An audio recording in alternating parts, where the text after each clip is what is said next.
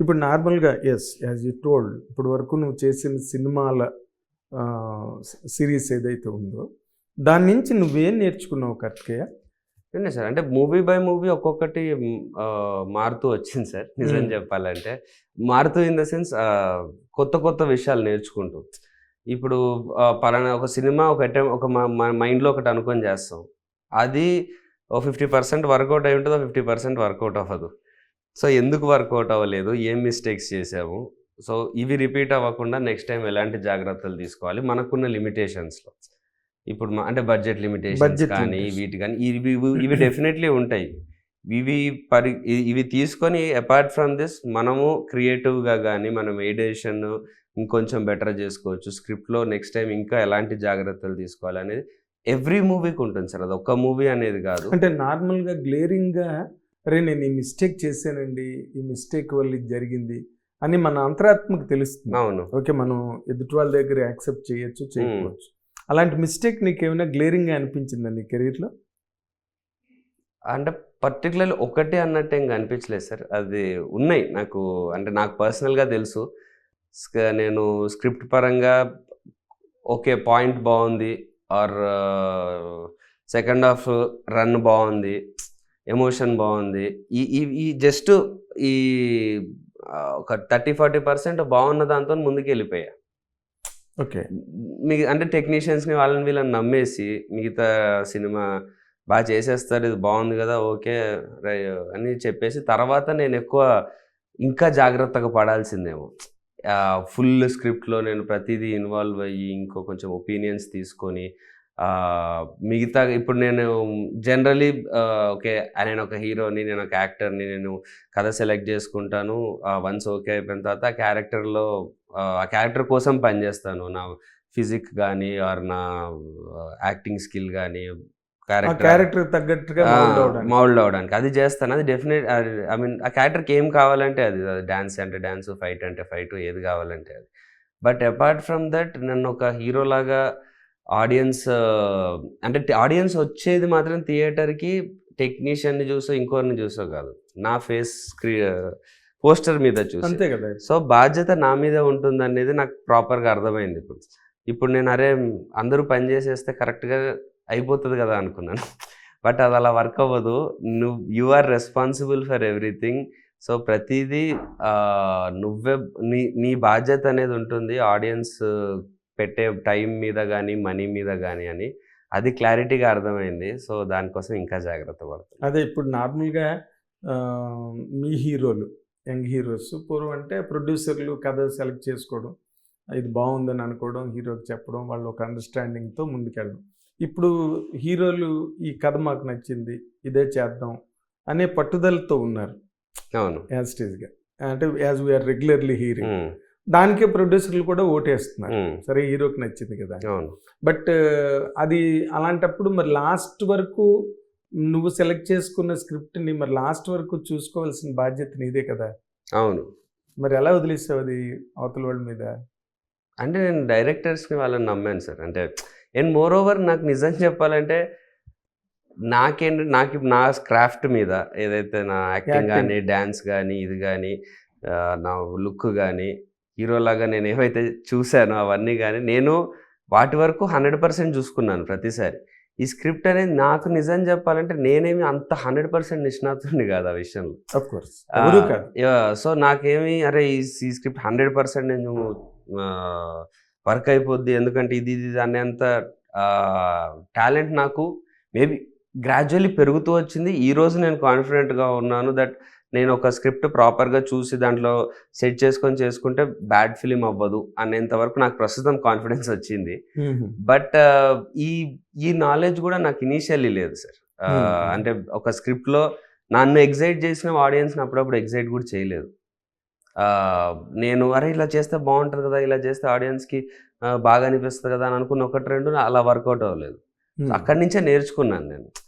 Okay ఇలా అనుకుంటే అది వర్కౌట్ అవ్వదు, మనం ఇలా అంటే మనం ఒక ఎక్స్ అనుకొని తీస్తాం, అది వైలాగా ఆడియన్స్ తీసుకుంటారు, వైలా రీచ్ అవుతుంది. సో దానివల్ల మనకు అనుకున్నది రీచ్ అవ్వలేదు అని. సో ఈ ప్రాసెస్లో నేను నేర్చుకున్నాను సార్. అంటే నేను కేర్లెస్సే వదిలేసాను అనట్లేదు. నేను నాకు ఓకే, నమ్మేసావు గుడ్డిగా. నేను నమ్మేశాను, నా పని నేను పర్ఫెక్ట్గా చేశాను. అండ్ అది తప్పు అని నా కళ్ళ ముందు జరుగుతుందని తెలుసుకునేంత Maturity మెచ్యూరిటీ కానీ, ఆ స్కిల్ కానీ, ఆ ఎక్స్పీరియన్స్ కానీ నాకు ఆ రోజు లేదు. ఈరోజు పూర్తిగా వచ్చిందని కాదు, కానీ ముందు మీద చాలా బెటర్ ఉంది. ఓకే, అంటే ప్రొడ్యూసర్స్కి నువ్వు ఆ కొంచెం ఆ మార్జిన్ ఇస్తావా స్క్రిప్ట్ ఫైనలైజేషన్లో, లేకపోతే మొత్తం టోటల్గా డైలాగ్ వెర్షన్ అంతా రెడీ అయ్యాక ఇది బాగుందా లేదా అనేది ఫైనల్ జడ్జ్మెంట్ నీదేనా? నాదన్నట్టు ఏం లేదు సార్. అంటే ఇప్పుడు అది డెఫినెట్లీ టీమ్ వర్క్ ఉంటుంది. ఇప్పుడు నేను ఇప్పుడు first of all final judgment అని నేను ఎప్పుడైనా నమ్మేది డైరెక్టర్దే సార్. మనము ఐదర్ ఒక స్క్రిప్ట్లో నాకేదన్నా ఇది అనిపించినప్పుడు ఐదర్ డైరెక్టర్ నన్ను, ఆ డైరెక్టర్ నన్ను కన్విన్స్ చేయాలి, లేకపోతే నేనన్నా అతన్ని కన్విన్స్ చేయాలి. ఇద్దరు ఒక పాయింట్ మీదకి అయితే రావాలి. బట్ నేను ఫైనల్స్ అయితే డైరెక్టర్దే చేస్తాను. ఎందుకంటే మనం ఎంత చేసినా మనము అంటే నాకు సంబంధించిన విషయాల్లో చేయను. నా యాక్టింగ్ ఎలా చేద్దాం అనుకుంటున్నాను, ఇది వీటిల్లో చేయను. బట్ స్క్రిప్ట్ పరంగా, ఎందుకంటే నేను ఎంత కాదన్నా తను ఆ స్క్రిప్ట్ మీద ఒక అట్లీస్ట్ 1-2 years ట్రావెల్ చేస్తుంటారు. నేను ఎలాగైతే యాక్టర్ అవ్వాలన్న, హీరో అవ్వాలన్న డ్రీమ్తో ఉన్నాను, వాళ్ళు డైరెక్టర్ అవ్వాలన్న డ్రీమ్తో ఉంటారు. సో వాళ్ళ ప్యాషన్కి, వాళ్ళ 1.5 year వర్క్కి ఒక డెసిషన్ వాళ్ళు 100% నమ్ముతున్నారు, అది కరెక్ట్ అని అంటే వాళ్ళ కన్విక్షన్ ని ఎక్కువ, వాళ్ళ కన్విక్షన్ నాకు 100% కరెక్ట్ అనిపిస్తే నేను డైరెక్టర్దే సార్. అండ్ ప్రొడ్యూసర్ది కాదు, నాది కాదు. డైరెక్టర్ నన్ను 100% నాకు ఇది కావాలి, నేను ఇదే అనుకుంటున్నాను అని అంటే నేను ఇన్ఫ్యాక్ట్ డైరెక్టర్ సైడ్ తీసుకొని ప్రొడ్యూసర్కి కూడా డైరెక్టర్ సైడ్ తీసుకొని చెప్తాను, లేదు సార్ ఇది చేసేద్దాం అని. ఓకే, సో అందులోనే నువ్వు మిస్లీడ్ అయ్యావు. అలాంటి ఒక ఫైనల్ డైరెక్టర్ పక్కన నిలబడి ప్రొడ్యూసర్ తో, అంటే అది చేయడం తప్పు కాదు సార్. ఇంకొంచెం నేను అదే చెప్పా కదా, నేనన్నా కన్విన్స్ అవ్వాలి, ఇదైనా అవ్వాలి అని. ఆ ప్రాసెస్ని నేను ఇంకా ప్రాపర్గా చేయాల్సింది. నాకు ఆ టైంలో ఆ రోజుకున్న నాలెడ్జ్కి నేను చేశాను. బట్ లైక్ నిజం చెప్పాలంటే సార్, ఇండస్ట్రీలో మనకి 10 మందితో మాడితే 10 డిఫరెంట్ అడ్వైజెస్ వస్తాయి, ఏది కరెక్ట్ ఏది రాంగ్ అని. అండ్ ప్రాపర్ ఆల్రెడీ చాలా ఎక్స్పీరియన్స్డ్ గాడ్ ఫాదర్ అంటూ మనకేం లేరు.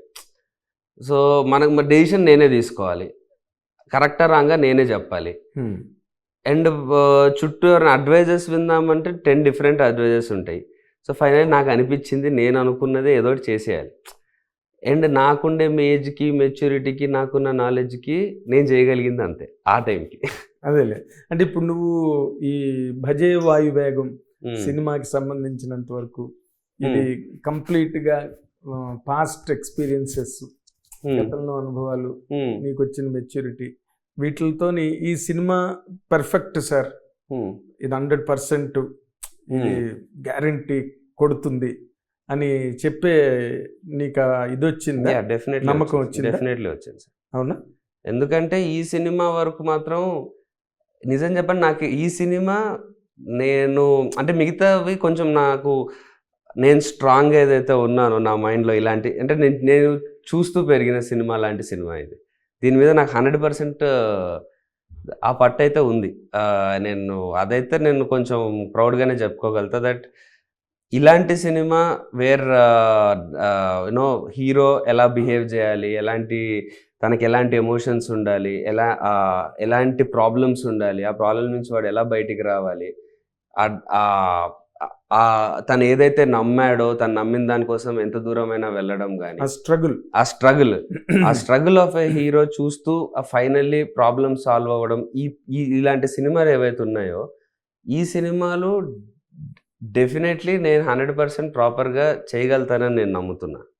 ఎందుకంటే అంటే చిన్నప్పటి నుంచి నువ్వు నేను చూసి ఫార్మేట్ అది ఎగ్జాక్ట్ ఫార్మాట్ అని కాదు, చూసిన ఎమోషన్ అంటే నేను నా చిన్నప్పుడు అంటే టీవీలో కానీ దీంట్లో కానీ ఎవరైతే స్టార్స్ ఇంకా అవ్వకముందు వాళ్ళు చేసిన సినిమాలు ఉంటాయి, అంటే ఎక్స్ట్రీమ్ స్టార్డమ్ రాకముందు ఆ సినిమాలు, అలాంటి క్యారెక్టర్స్ అవి ఇప్పుడు జనరేషన్కి అవి ప్రాపర్గా అప్డేట్ అయ్యి ఇప్పుడున్న స్క్రీన్ ప్లే ప్రకారం, ఇప్పుడున్న న్యాచురల్ క్యారెక్టరైజేషన్స్ ప్రకారం, ఇప్పుడుండే ట్రెండీ మేకింగ్తో అదే ఎమోషన్ని తీసుకురాగలిగితే మనకు 100% బాగుంటుంది అని నేను ఎప్పుడూ బిలీవ్ చేశాను.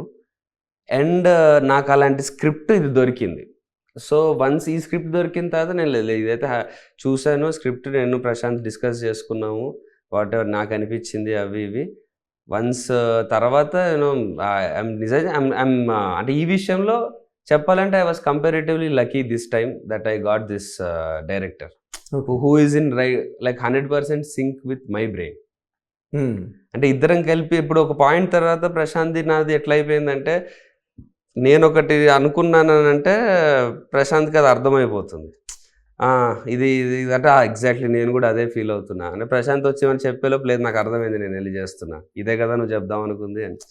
ఈ ఈ ఈ సింక్ ఈ సింక్ అంటే నేను ఎలాంటి సినిమాలు చేద్దాం అనుకుంటున్నానో, ఎలాంటి హీరో అవుదాం అనుకుంటున్నానో, తను అలాంటి సినిమాలు చేసి అలాంటి డైరెక్టర్ అవుదాం అనుకుంటున్నాడు. సో ఇద్దరికి ఆ ప్రాపర్ సింక్ కుదిరిన సినిమా కాబట్టి I think this will 100% hit the right card.